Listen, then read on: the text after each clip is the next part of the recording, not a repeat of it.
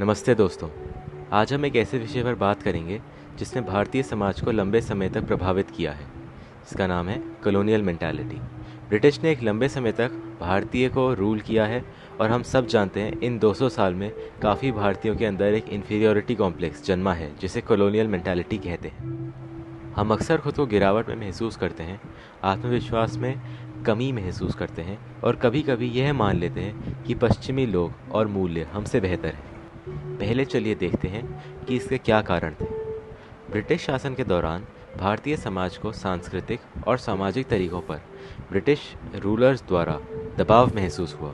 एक बड़ी जनसंख्या ब्रिटिश को खुद से ऊंचे स्तर पर मानकर कॉलोनियल मेंटालिटी की शिकार बनी और यह अभी तक जारी है एवं रोज़ कई उदाहरण दिखने को मिलते हैं। ब्रिटिश शासन के छाये में भारतीय जनसंख्या अपने आप को नीचा महसूस करने लगी। इसका एक प्रमुख परिणाम था कि हम अक्सर खुद को दूसरों से मुकाबला करते हैं और आत्मविश्वास में कमी महसूस करते हैं। कॉलोनियल माइंडसेट का उदाहरण हमको अक्सर भारतीय घरों में दिखता है। भारतीय अक्सर बाहर के अचीवमेंट्स को ओवर ग्लोरीफाई करके बताते हैं और अपने देश को कोसते हैं। नासा की अचीवमेंट्स काफ़ी भाती हैं मगर इसरो की इज्जत कम करते हैं। भारत की पॉलिटिक्स बहुत गंदी और नीच लगती है मगर यह देखना भूल जाते हैं कि वर्ल्ड लेवल पे ही पॉलिटिक्स काफ़ी करप्ट और नीच है। साथ ही छोटे बच्चे बाहर के लोगों को देख के खुद को दुखी पाते हैं और उनसे प्रभावित भी हो जाते हैं। यह काफ़ी ज़रूरी है कि हम लोग कॉलोनियल माइंडसेट का एक समाधान निकालें। तो फिर बात करते हैं कि हम इसमें क्या कर सकते हैं। तो सबसे पहली बात, हमें खुद को स्वीकारना होगा और मानना होगा कि हमारी संस्कृति भी महत्वपूर्ण है। हमें शिक्षा के माध्यम से अपने इतिहास को समझने की दिशा में कदम बढ़ाना होगा ताकि हम अपने मूल्यों की मूल भूमिका को समझ सकें।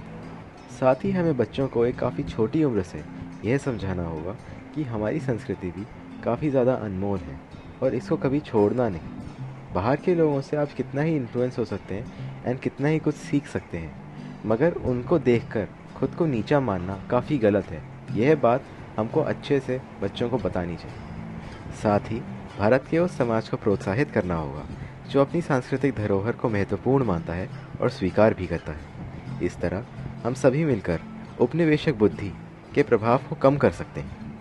पीएम मोदी ने भी अपनी स्पीच में यह बोला है कि हमको इस माइंडसेट को ख़त्म करना होगा क्योंकि इसकी वजह से हमारी ग्रोथ पे यानी कि हमारे बढ़ाव पे काफ़ी दिक्कत आती है।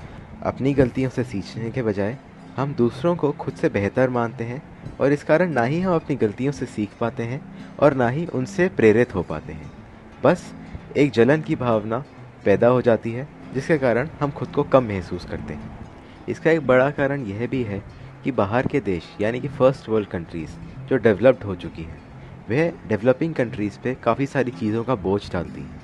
जैसे यूएस और यूके अक्सर यह कहता है कि जो CO2 एमिशंस हैं वो सारा डेवलपिंग कंट्रीज़ की वजह से है मगर स्टैटिस्टिक्स यह बताते हैं कि यूएस के द्वारा ही सबसे ज़्यादा CO2 एमिशंस किए जाते हैं। साथ ही इन्हीं कंट्रीज़ में काफ़ी ज़्यादा ओबेसिटी यानी कि अत्यंत मोटापा भी पाया जाता है।